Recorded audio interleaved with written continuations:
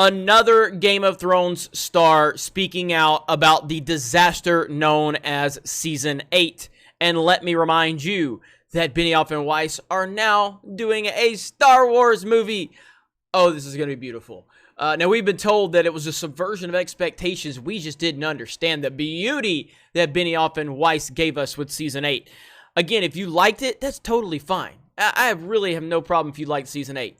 But it was a terrible season. It was awful. Absolutely terrible. And that is just not debatable. You can like it, and that's okay. Game of Thrones star Lena, I think it's Hetty, reveals how she really felt about Cersei's death. Cersei, once great character, and still a great character. Season 8 was terrible for her, though.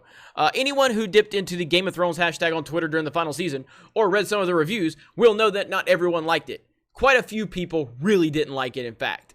It's more than quite a few. But I hear you. What did the cast themselves think? Speaking to The Guardian, Lena Headey, a.k.a. the ever-terrifying Cersei Lannister, said she still hasn't sat down drunkenly with the creators, but she does admit to having a few gripes. One of those, it seems, is her character's demise. I will say I wanted a better death. Obviously, you can dream of your death. You could go in a way, you could go in any way on that show, so I was kind of gutted. In case you need a reminder, Cersei met her end somewhere beneath the Red Keep, buried below a mount of rubble alongside her twin brother. It was a disaster. Despite her disappointment, though, Hetty is realistic. I just think they could have pleased I just think they couldn't have pleased everyone, she said. No matter what they did, I think there was going to be some big come down from the climb. Is that it? That's it? Golly, what a short article. You can give me more than that? Can you give me a recap of things? Wow, okay. I thought this article would be a little bit longer. But let's talk about the fact that Cersei, okay? Now, when the Night King was killed in episode 3 of season 8, we were told, well, he's not the big baddie, even though that we were introduced to the White Walkers in the very first episode of the very first season at the beginning of the series.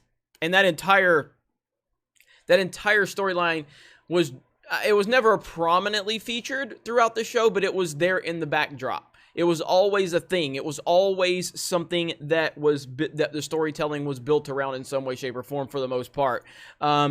No, the Night King was never the main villain. It did seem that Cersei might have been the main villain, but the way that they built up the Night King and the way that it ended, it was nothing more than a plot point. And we were told, well, Cersei's the big baddie. Okay, well, Cersei did nothing in the final season but stand around, overlook the kingdom, and drink wine. That's all she did. She did nothing else. She was completely useless in the entire season. And then when it's all said and done, she's killed by rocks. Rocks. That's how she's killed. I mean, Cersei Lannister is a great character, as was Jaime. Jaime had a great character arc, and ultimately, if Jaime would have killed Cersei, I think that would have been far more beneficial to both his character and her character. It would have been a great, proper send-off. But for Jaime to completely abandon his entire character development to go right back to the person he was in season 1 of episode 1, it was very disrespectful to the entire arc. And then for him and Cersei to simply die because some rocks fell on them, the big bad enemy of the entire series, a series that was once considered the best series in the history of television. The reason we were told the Night King wasn't important because Cersei was the ultimate villain. And it ended for her because of some rocks.